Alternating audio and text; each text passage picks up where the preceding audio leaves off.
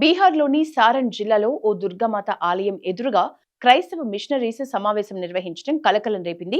పేదలకు ఉచిత భోజనం అందిస్తూ బైబిళ్లు పంపిణీ చేసి మరిన్ని ప్రార్థనా సమావేశాలకు హాజరు కావాలని కోరటంపై విమర్శలు వ్యక్తమయ్యాయి. స్థానిక ఎమ్మెల్యే, ఎంపీ ఇద్దరూ బీజేపీకి చెందిన వారే అయినప్పటికీ ఇలాంటి కార్యక్రమాలు జరుగుతున్నాయని, హిందూ ఆలయాల ముందు మత మార్పిడుల్ని ప్రోత్సహిస్తున్న వారిపై కఠిన చర్యలు తీసుకోవాలని స్థానికులు డిమాండ్ చేస్తున్నారు.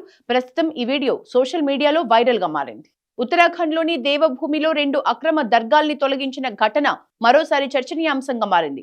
వైరల్ అవుతున్న పోస్టుల ప్రకారం దుర్గావాహిని, బజరంగ దళ్ మద్దతుతో స్థానికులు ఆ దర్గాల్ని కూల్చివేసి ఆ స్థానంలోనే శివాలయాన్ని నిర్మించనున్నట్లు ప్రచారం జరుగుతోంది.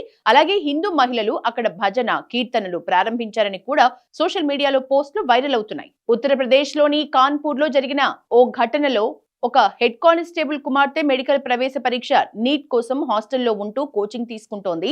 ఈ సమయంలో తస్లీం అష్రఫ్ అనే యువకుడితో ఆమెకు పరిచయం ఏర్పడింది. తన పుట్టినరోజు పార్టీ పేరుతో ఓ హోటల్ కి పిలిచిన అతడు శీతల పానీయంలో మత్తుమందు కలిపి ఇచ్చి అత్యాచారం చేసినట్లు బాలిక ఫిర్యాదులో చెప్పింది. ఈ ఘటనను వీడియోగా చిత్రీకరించి సోషల్ మీడియాలో వైరల్ చేస్తారని బెదిరిస్తూ పలుమార్లు లైంగికంగా వేధించాడని ఆరోపించింది. అనంతరం ఆ వీడియోను తన స్నేహితుడు ఇబ్రహీంకి పంపగా అతడు కూడా వీడియో బయట పెడతానని బెదిరించి ₹1000 వసూలు చేశాడని తెలిపింది.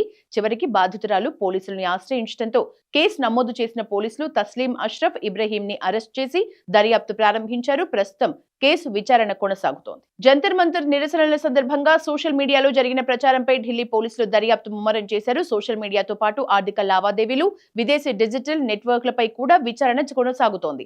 పాకిస్తాన్ తో సంబంధాలు ఉన్నట్లు అనుమానిస్తున్న 180 మంది ఇన్ఫ్లుయెన్సర్లు, యూట్యూబ్ ఖాతాలు, 3 ప్రైవేట్ డిజిటల్ మార్కెటింగ్ కంపెనీలు, 400కు పైగా సోషల్ మీడియా హ్యాండిల్స్ పోలీసుల నిఘాలో ఉన్నాయి.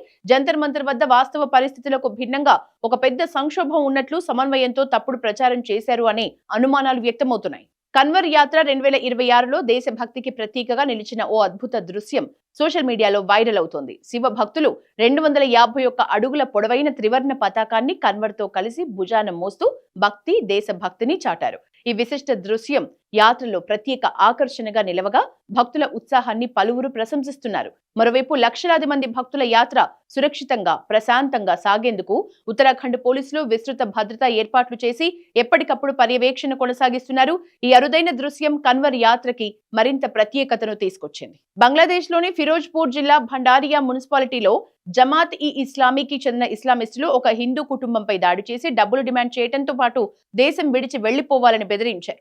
బంగ్లాదేశ్ లో హిందూ మైనారిటీలపై దాడులు, బెదిరింపులు పెరిగాయని, ఇటీవల జరిగిన అనేక ఘటనలు కలవరపెడుతున్నాయి.